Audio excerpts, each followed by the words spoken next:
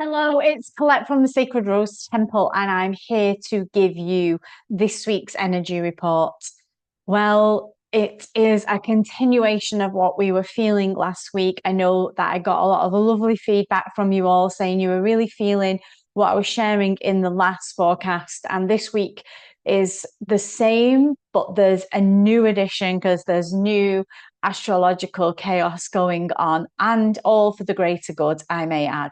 So, the first thing I want to touch on is I called the title of this podcast Collective Exhaustion because really we're all feeling, a lot of people I've been speaking to have been saying they're feeling this really bone deep tiredness.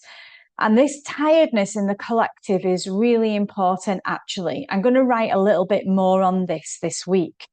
But the tiredness is not just a physical tiredness, it's a very deep psychic, emotional, nervous system, collective, astrological tiredness that has been working through our bodies because of the high voltage astrology that we've been experiencing recently. And these big, huge questions that astrology is really asking us to answer at the moment. So if you're feeling really foggy, you're feeling overstimulated, overwhelmed, very emotional, physically flat, like you can't muster the energy up. You feel like you have to push to do anything at the moment. You're tired but wired, then this is the kind of thing I'm on about. And this is because the body is trying to integrate the amount of energy that has been moving through the collective field. So let's remind you what that was. Mars was conjuncting Uranus, which was a huge high voltage system. Last week, when this happened, it created a huge electrical charge in the body and in the nervous system because Mars is about action, instinct, anger, drive, and heat, where Uranus is about shock. So we felt that in our nervous system, awakening, disruption, electricity, sudden change. And so that brought about a lot of restlessness, anxiety, anger coming through, wanting to make impulsive decisions, some breakthroughs maybe, but mainly probably emotional or physical overload. It was a very unsettling energy and it can leave the body feeling like it's been in a car crash. So that's one thing. The second thing is obviously the Mercury retrograde that we're in, which is making the mind drag backwards. Mercury is retrograde in Cancer. So the mind is going backwards, not just thoughts, but also into memories. And remembering that Cancer rules things like family, emotions, mothering, belonging, the past, the inner child. There was a lot there, don't forget, a lot there last week. So this is bringing up a lot of unresolved stuff in the psyche and releasing a lot of electrical energy that like the kinetic energy that's in us, that's made up of mind, body, spirit, and soul. So this is why it feels really tiring. And on top of that, the Cancer energy is really bringing up those emotions. And you know what it's like if you've had a big cry or you've got rid of a load of anger, your emotions really can fatigue you. So that's contributing to that general amount of tiredness. So I was thinking this week, oh my goodness, like I've got this like bone deep tiredness that's just not going, and I can't seem to do anything about it. I was like, is there something wrong with me? But I realized like the emotional terrain that we've all been going through at the moment, it's been pretty heavy for us. Like we've all realized that there's this space in us that's got to change. Things have got to move. And it's kind of like we're in the smudge and sludge of that, trying to make the changes because this is an initiation. This isn't an easy transition. It's going to recall all our resources. It's going to ask everything of us. So know that this is asking for rest and integration at the moment. So we've got the sun squaring Saturn this week. This is going to bring in a lot of reality checking for us. So because the sun and Saturn are crashing, the sun is life force, vitality, identification, confidence. And Saturn is about limitation. It brings a heaviness about it. It's about being responsible. There's time there, there's reality. This can also contribute this week to low energy, feeling blocked, like things aren't moving, or I don't know which way to go, or maybe that you've been delayed, maybe something that you've needed has been delayed. It's all purposeful, it's all for a reason. And that general tiredness and heaviness also belongs to this sun squaring Saturn. So we're almost feeling like we should be saying not yet, or I need a break, or give me a rest. And this is normal. Saturn is not punishing us. Saturn is not a punishing planet. What it's trying to do is bring maturity to us. It's asking us to stop forcing things that aren't right for us or actually don't have any structure. But it also asks us to really honor our limits. Like, I'm really bad at this for just pushing and pushing through. So Saturn will say to us, like, back off, just go back a little bit, don't be in this massive push, or, really pushing against something like the big boulder, wasting energy. So notice where that's happening for you. Where are you losing energy? What are you pushing against that's consuming what little energy we're already feeling that we've got? So there's some questions I will pose in the deeper group, but I just want you to think about this now. Like, where are you overextending?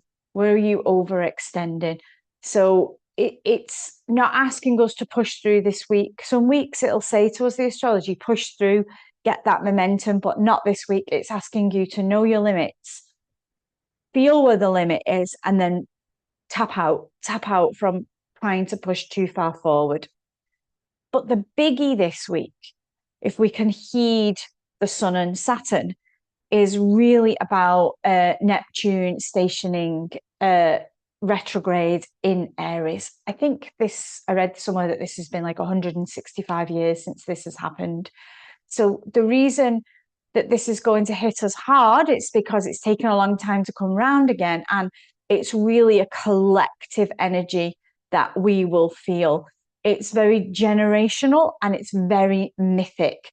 So let's remember that Neptune is about dreams, illusions, fantasies, longings, spirituality, escapism, bypassing, idealism, and the veil. Yeah, the veil of illusions. We talked about that last week within the realms of Inanna. And Aries is identity, selfhood, desire, instinct, action, courage, and that I am who? I am here for what? These are the kind of energies that's going to be coming up this week. So this energy can bring clarity. It can bring some clarity, but I don't feel that clarity is going to come this week. What I think is going to happen this week is you're going to be very aware of the fantasy, the illusion, the delusions that you have held yourself in. And I can feel this is going to do a lot with the feminine with regard to her relationships. Like, where you're going, yeah, I'm happy, this relationship's great, where really it isn't fulfilling your soul, that you're hanging on because you like the fantasy of X, Y, or Z. So relationships, jobs, careers, people, like fantasizing about people, not being real about what is happening here and now, what is on offer now, rather than living in the realms of fantasy. So illusions will fall. It may be that people are revealed to you for who they truly are. Maybe you've had an inkling or an intuitive hit about something and it becomes true, that was you in an illusion, in a veil, in a delusion, and that veil wanted to fall to reveal the truth of what's really happening underneath. Old systems will really fall too. You will find that old belief systems that you've held onto for so long might be proved wrong, and the story that you have been telling yourself about yourself and your life will begin to crack. This is not something to fear. Don't fear this cracking. Don't fear this revealing, because what that's going to reveal to you is what really is open to you, what really is in offer, which way you should really be going. And I feel that this cracking is really sacred. It's like a sacred dissolving, and it's how your soul will set itself free within the crack. So allow the cracks to show. Don't be hiding them and pushing them. What cracks are showing in your life? What isn't working anymore? And how is that going to free your soul? So Neptune retrograde in Aries reveals us from our fantasies. It's going to drag us out of them, ask us to look at who we thought we were, and then ask us to meet the deeper truth of who we are. And that might be really humbling for many of us. We might think, oh my goodness, oh my gosh, I'm not where I thought I was. Oh my God, I can't believe I'm still in this loveless marriage or this hopeless job or this really bad environment for me, pretending that it's really good. Am I in a gilded cage? Am I in a tower? Where am I locking my life and my soul in?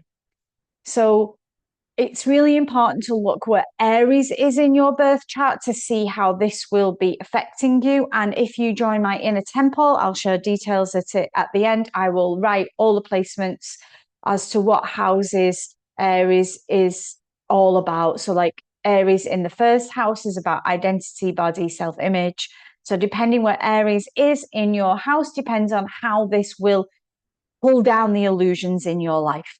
So if you join my inner temple, I can also find those placements out for you. I'm quite active, going to be very active in this new temple space. So as we move from feeling that energy, the illusions falling, I've got to report on Venus because Venus is very important in my life and in my work, working with the feminine mysteries, and should be for all women. So Venus enters Virgo, and this is from the intense heat, all that tiredness, because it's been really frazzling for us, into discernment. It becomes more embodied, it becomes more grounded. We feel like everything's falling in. And when Venus has entered into Virgo this week, it will bring us back into love made practical. So if you have been feeling an illusion and a fantasy around love and beauty and desire and all of that, you will see where your mind's led you astray, but where reality hits is what's actually happening around you. So love is not a fantasy, not an illusion, for example, but love with Venus here is going to be about devotion, about consistency, about self-respect, like placing yourself where you are respected, and that would be a mirror of your own self-respect. So Venus in Virgo is really not being impressed or bowled over by grand performances, but by actual substance. And I've come across this a lot this week where I've been saying, you know, where is those words, those fantasy words, those speculations, those suggestions not planted in reality? Where are they not in action? So rather than saying something, yeah, I want to retire and live in Italy, this is going to be my future fantasy. Where are you specking out like where the visa, how you get the visa, what the flights would be, the housing market, you know, actions that would turn that from a fantasy actually into reality? So how can you stop living in a fantasy? How can you match actions so that they make it real? So this is not allowing in your life as a woman anymore. This Venusian energy does not allow for breadcrumbs. Where are you allowing breadcrumbs in your life? It also does not allow for bare minimum. Maybe you're buzzing or feeling all great about bare minimum, just things that are not even beyond simple. So no more fantasy, deep reality. And Venus in Virgo says, show me the evidence of love. Show me the evidence that this is my next move. Show me the evidence. We're not talking with words, potential, chemistry, but the actual acts, the evidence that that is taking place. Be careful here. Be aware, Venusian women, that we are always in the understanding of the action and the embodiment, not of those sweet words that get lost in the wind, nor of the amazing intentions that don't come into action, or the sweet illusionary words that make you hook into potential. This is key. I think this week is really not about launching anything. This week is about pushing back from pushing on, taking a little review, a little reflection this week, integration, repairing your nervous system, getting sleep, doing breathing, doing some yoga, grounding, trying to simplify your life this week, tending to what is already here and showing you. Honestly, for some people like me who's go, go, go, it can feel like stagnation and like I'm composting in my own rubbish, but it's not true. This week is really about sitting back, feeling, observing, catching yourself out where you're in illusion and fantasy and not real grounded action. It feels different this week, but I think we're still in that Inanna's gate. We're still in that veil that I talked about last week. And exhaustion and lack of clarity are absolutely normal. You're going to be feeling it. And I wrote some things down here as to why the exhaustion and the clarity are not normal. We've got a Uranian shock, we've got Martian heat, we've got mercurial memory, Saturnial limitations, Neptunian dissolutions, and Venusian discernment. Check that out. I'll write that in my group. So it's a lot for your nervous system and for your psyche and your body. So rest. I also want to introduce here at the moment Hestia, who's the priestess goddess. She is the goddess that tends the hearth of the home. She isn't chasing or trying to manifest. She's not forcing things. She is sat back at the hearth, working with what's showing around her. She's super good at sacred withdrawal. And she reminds us that rest isn't failure, that it's actually the hearth, the place where we're born into a more steady, clear person. So I will post more about Hestia in the new space. So I just want you to feel this week that it's a big, deep exhalation. It's a pause, rest, recalibrate, rid yourself of the illusions and the fantasy. Be radically honest with yourself. We can get in illusions and really tell ourselves, oh, we're happy, or this is the right home for us. Oh, I really love this place, because you are scared, because you fear what saying the opposite to that might bring about. So try that. Try to change your beliefs. I am in a happy relationship. Try to say the opposite and see what that invokes, what it makes you feel. I am being fully nurtured in my environment. Are you? Can you question that and see whether that could bring up any illusions or, bubbles of disillusionment that you've been in? It's really time to do this check this week, and we can sit back, we can rest and muse upon that, really bring that into the body, feeling where the body's been holding this fantasy that's all in the mind. It's all in the mind. It takes us backwards because we're in Mercury retrograde. The mind is taking us backwards. It's feeding from something in our past, an illusion that isn't from the soul. So try sitting with the soul this week. So I just want to mention as well that I'm getting such lovely feedback about these energy forecasts. And so thank you to all those who are sharing, subscribing, liking, commenting on the videos. It really, really helps me, really honestly, know what's affecting you and what to bring each week. And a lot of you sharing that you'd like to go deeper into these reports, because obviously my work is psychological, spiritual, astrological, the three things fusing in what I've been training in. And so I've decided to open a deeper space. There's a small charge per month. It's €22. And you will get, after each forecast, this forecast obviously that's free for everyone, you will get a deeper invitation into deeper psycho-spiritual questioning that I don't do on here because it's too much. So it would be asking you to look at yourself, and I will put all the questions. So for example, this week is all going to be about catching your illusions, catching your disillusions. I'll be putting some practices in to do that.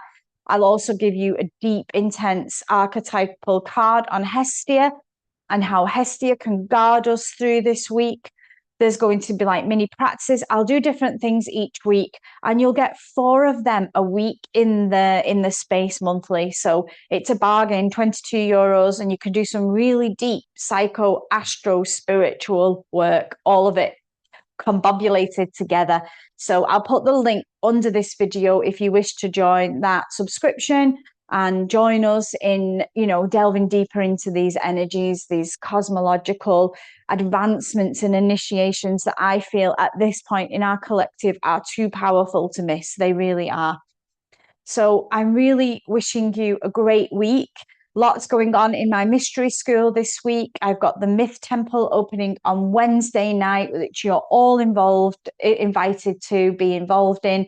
And that is all about studying myth and how it shows us ways and how to overcome victimhood into heroinism. It's a really, really deep dive into that kind of Jungian psychological analysis of myth and how it affects us as women in particular. And then on Tuesday night, I will be hosting the Venus Mound in the Sacred Sexuality Temple. We are working with the 13 roses. This is a rose that's connected to our Venus Mound, our embodiment, our lack of self-worth that comes up here, and how we embody deep energy, orgasmic, libidic energy in there to feel our own worth. So if any of those things entice you, please click the links below. I'll include them all here. And then finally, the Venus reading. I have been studying psychological astrology, as you all know. I've just finished term. My certificate is about to be released. And my offering that I've decided to do is focus on Venus rose readings for women. So if you would like to get your Venus astrology and your chart read, then I'll pop the link underneath. You can click, there's a short questionnaire, and then I will produce the format for you, telling you all about your Venus rose. So have a great week. Take a deep breath and a sacred pause and allow yourself to see the veils falling away. Sit at the hearth with Hestia and really begin to see the things that have been trapping your soul. So take care and bye for now.